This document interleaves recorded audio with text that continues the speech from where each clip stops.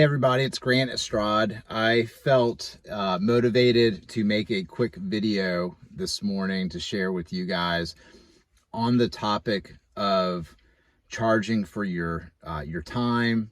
Like if somebody calls you up and wants a quick farm visit, somebody calls you up and wants to talk to a local gardening club, if somebody wants you to host an event on the farm, just use your imagination and imagine when people call you and contact you because you are farming or you're doing some sort of entrepreneurial enterprise.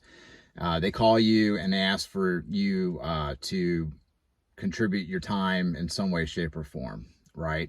There are many reasons to charge for your time and to stick to your guns on that. And there's some reasons to not charge for your time.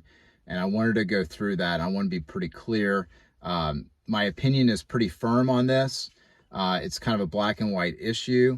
There's always exceptions. There's always a gray area. There's always a difference in context. You need to be the judge on whether or not you need to charge for your time or not. But these are the general rules if you want to be successful. If you want to be a professional farming entrepreneur, especially in the area of direct-to-consumer sales, you need to follow these guidelines. They're not black and white, but generally speaking, if you don't follow these guidelines, you are operating or displaying the habits of folks who are unsuccessful. That's my opinion, and we'll just take it from there. Why charge for your time? Your time is limited. You only have so many hours in the day. Time is extremely valuable. If somebody said, hey, I'm going to give you 5 more years to live, or I'm going to give you $1 million, most of us would be wise enough to choose the 5 more years, right? Our time is limited. We need to value our time. Our time on this planet and on earth is sacred, right? Bottom line. If you're going to say yes to somebody to not charge for your time, you're saying no to something else. So you might be saying no to having leisure time. You might be saying no to spending time with your spouse. You might be saying no spending time with your kids. You might be saying no not to work on that project that's going to save you hours and hours and hours down the road. So if you say yes to somebody where you give them your time at no charge, you're saying no to something else. And this person that you're saying yes to may be a complete stranger who will never thank you, who will never reciprocate the favor. They're not going to contribute to their cause. And at the end of the day, they really don't care about you. So you need to be very aware that if you say yes to somebody, you are saying no to either yourself or somebody that is close to you. As humans, we do not value stuff that is free, right? Like I learned a long time ago, if you ever do any type of seminars or courses or classes, the worst thing you can do is say it's free. Charge $1, charge $5, charge something, but do not make it for free. Us as human beings, we do not value that which is free. So if you give your time away for free, if you give your consultation away for free, if you give your expertise away for free, that person, odds are, they're not, well, the worst thing they can do is not follow your advice based upon years of experience and trial and error and blood, sweat, and tears. And that's a tragedy. You've wasted the investment that you made in that person. But they're just going to not do anything for you. So you need to recognize that. We don't value free stuff. So do not offer free stuff as a general rule. You paid for your knowledge, so value it, right? So many of us, we went to seminars, we went to school, we've read tons of books, we've bled, sweated, cried. We've paid a very high price for our knowledge, and you need to value that just as much as you need to value your time.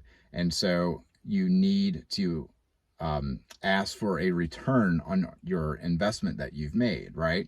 And so you did not do all this hard work just to share the information with somebody who is not going to value it, right? Going back to what I said before, people as a general rule do not value that is free. So why are you going to give away something that's so valuable to you for free and it's not going to be appreciated?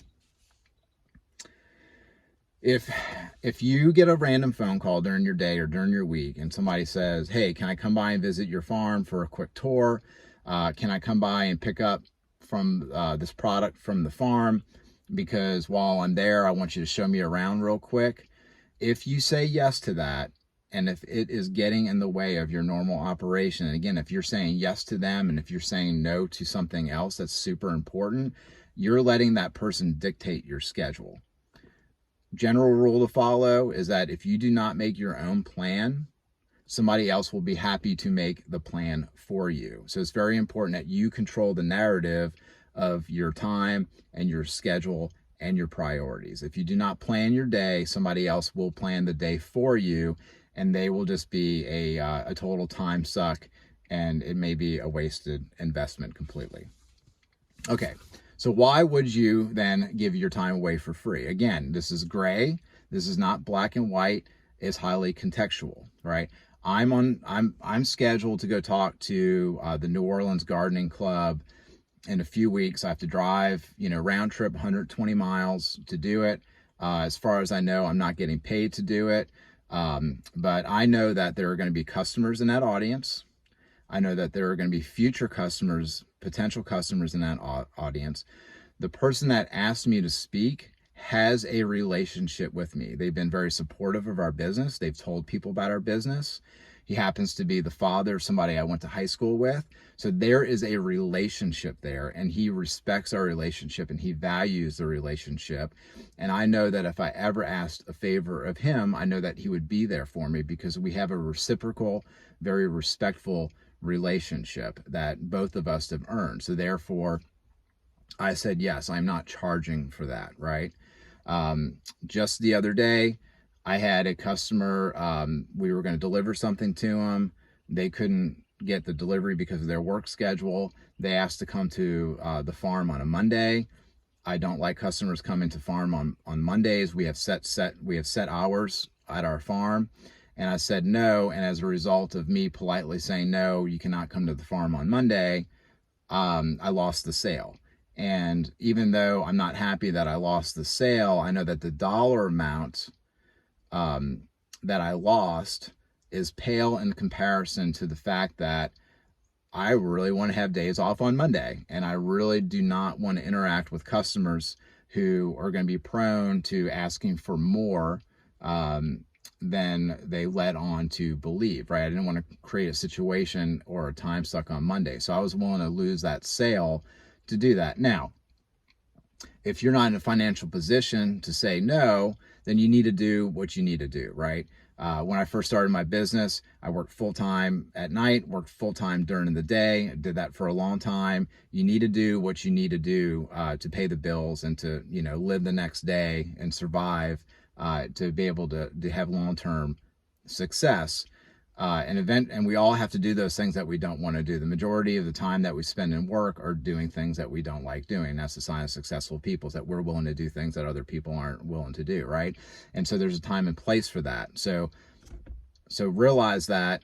Take every scenario on a case-by-case basis, but please, for the most part, like 90% of the time, when you're asked to do something for free or no cost or at a big cost to you where you're never going to gain from it, say no. It's very powerful to say no. It's very difficult to say no, which is one reason why I'm making this video, to encourage you to be able to say no. Now, there are people out there who may call you greedy. They may call you selfish. They may call you a capitalistic pig that only cares about profit and money. And that's fine. Let them believe what they're going to believe. But we are at a tipping point in the direct-to-consumer agricultural sector where we need to professionalize what we are doing, right? We've gotten this far, but now we need to act like professionals. And professionals do not let other folks dictate our schedule. You need to prioritize what you need to prioritize. You need to take care of yourself. You need to take care of your mental health. You need to have boundaries. You need to have the ability to say no. You need to be able to have the ability to set your schedule and follow a pattern in order for you to be able to mentally stay in the game long term. We should not feel guilty for saying no to folks who do not want to pay us or do not want to value us for our time. Appreciate it. Everybody have a fantastic day. And if you have any comments, you can leave them. If you have any questions, you can reach out to me. Thank you very much.